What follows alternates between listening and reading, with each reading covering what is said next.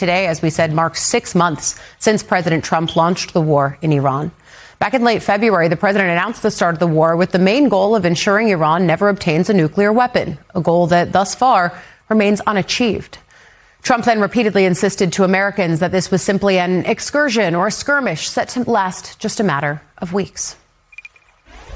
And we have, right from the beginning, we projected 4 to 5 weeks. This is a short excursion. No, but soon. About days? I think soon. Okay. It'll be soon. Won't be long. We've won this. This war has been won. I can say tonight that we are on track to complete all of America's military objectives shortly, very shortly. It should be ending pretty soon. So now here we are 6 months later. The president telling Al Jazeera, quote, "I have no time schedule, none. I'm not in a hurry. I have no time schedule at all," after he was asked how much time he was giving Iran to come back to the table for talks. White House Press Secretary Caroline Leavitt also said this week that no negotiations are happening right now between the U.S. and Iran. As the president's so-called excursion drags on now with no end in sight, the costs continue to add up. The war has cost the U.S. more than $37 billion so far. U.S. stockpiles of key weapons have diminished. Gas prices have skyrocketed as ship traffic trickles through the once open Strait of Hormuz. And 18 U.S. service members have died, with many more wounded. The Trump administration is now turning to economic pressure, in part, as our Jonathan Lemire writes for The Atlantic, to try to push Iran to the background, he says, while hoping that gas prices come down even a little and that Republicans can shift the nation's focus to more politically palatable topics ahead of the midterms. Points for trying. I'll bring in MS Now reporter covering national security and politics, Julia Jester, holding down the fort in D.C.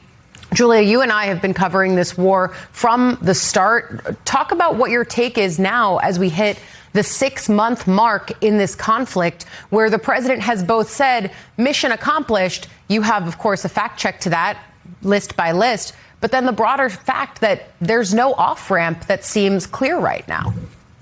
That's all correct, Ali, right? If you said at the beginning of the war to any administration official that this could or was turning into a quagmire, they got really upset, right? But Here we are 6 months later, and based on what we see with our own eyes and talking to experts, it's at a stalemate, essentially. And while Trump is declaring mission accomplished, it's easy to do that when you are changing what the mission actually is. And so based on Trump's own words, when he announced Operation Epic Fury on February 28th, he listed out specific goals.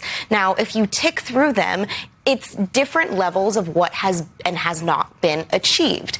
Two things that the administration touts is that the U.S. has, quote, destroyed and made combat ineffective the Iranian traditional Navy and Air Force. But while that's true, they have other capabilities, as evidenced by the fact that during this ceasefire that's been on and off, over the summer was able to launch deadly attacks on bases and kill more U.S. service members. They still have drone capabilities. They still have missiles. Speaking to some experts, one area of some success was destroying its above-ground military defense complex, but they do have underground capabilities, right? And they've been tapping into those. And so, yes, the actual military operation, those couple weeks of really intense strikes did set Iran back. But when you're looking at these overarching goals that Trump went in and set out to do after ripping up the JCPOA Obama-Iran deal, you look at controlling proxies in the region.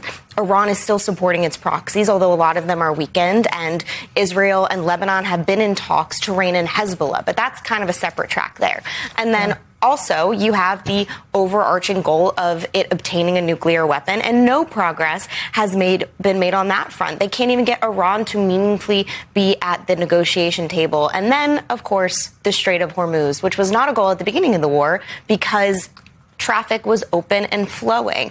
And so despite CENTCOM Commander Cooper saying that mines have been cleared from the strait, it is open, ship traffic tells a different story. It is a fraction of what it was before the war. And more importantly, Ali, Iran now knows that strategically it has that hold on the strait to use in future conflicts going on in the region. Exactly. I think that's, I'm looking at your list of goals and whether they were partially or not at all accomplished. And it strikes me that you had to add one for reopening the Strait of Hormuz, which for many weeks now, it has seemed like that is what the administration wants to use to declare mission accomplished, to borrow the phrase that the president is reviving in recent days now. And of course, that wasn't an active issue before they started this conflict. And so it brings us then to the forward-looking posture where the administration, according to our colleague John Lemire, is trying to say, all right, let's tamp down on the Iran talk and focus on the midterms and potentially try to get a more favorable message. I mean, you cover national security, but you're a politics person first.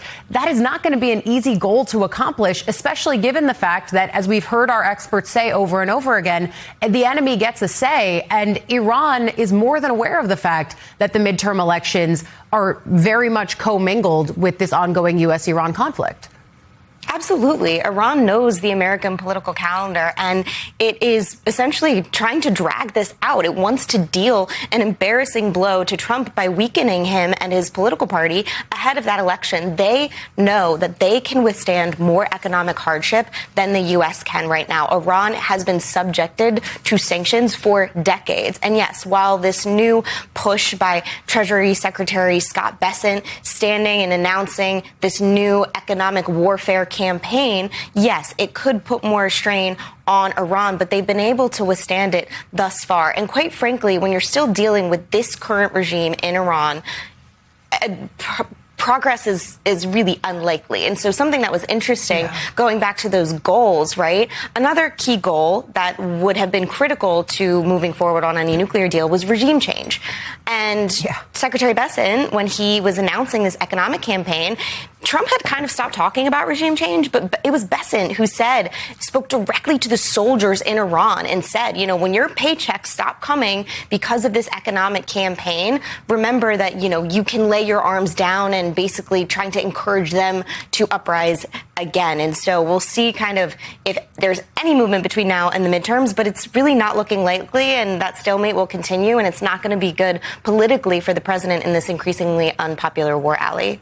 And frankly, that's how it started, right? The president urging Iranian protesters who had taken to the streets for weeks to rise up and take back their government. That's another thing, our friend Mark Polymeropoulos often talks about that promise being left unkept for the people of Iran and the larger implications that has on the hearts and minds in the region, not just the hard politics, but a bit of the soft as well. And so that's a clear focus for us. But as the administration tries to pivot to the midterms, I want to put our focus there a little bit, too, because a federal judge has once again temporarily blocked the U.S. Postal Service from putting into effect a key provision of President Trump's effort to restrict mail-in voting. The legal fight is definitely going to continue. But I want to talk about yesterday, where the judge issued a temporary restraining order that halts parts of Trump's executive order to stop the Postal Service from delivering mail-in ballots to voters whose names are not on an approved list created by federal agencies.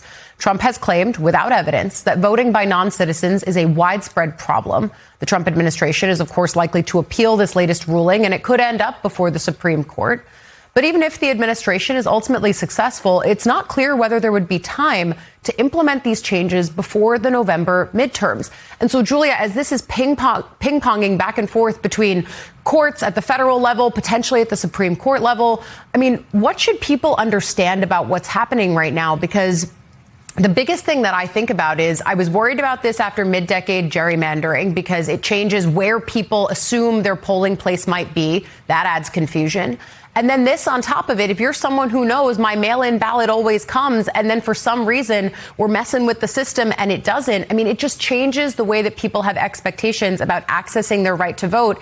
And confusion is a bad thing in bipartisan fashion for voters on both sides of the aisle.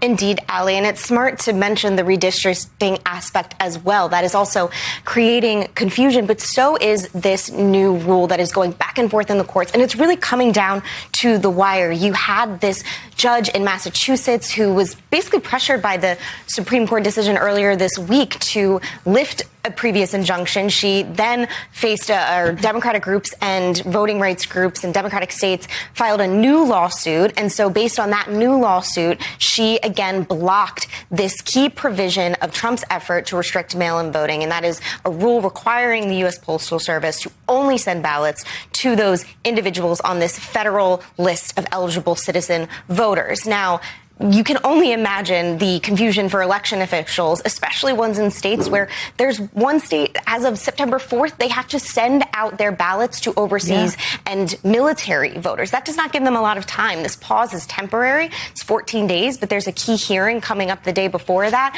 And as Justice Ketanji Brown Jackson said in her dissent earlier this week, this back and forth, quote, needlessly injects chaos and uncertainty into the elections. And that is what election officials and voting rights groups are worried about, is voters being disenfranchised because they simply don't know how or whether they can vote, Ali. And on a separate but related track, even proponents of the SAVE Act up on Capitol Hill, which is not passing. But even if it did, right now, when the Congress comes back in September, they already admit they don't have enough time to implement that for the November midterm elections. The train has frankly left the station. The confusion, I think, is the most concerning part. MS Now reporter Julia Jester taking us through all of it. Thank you.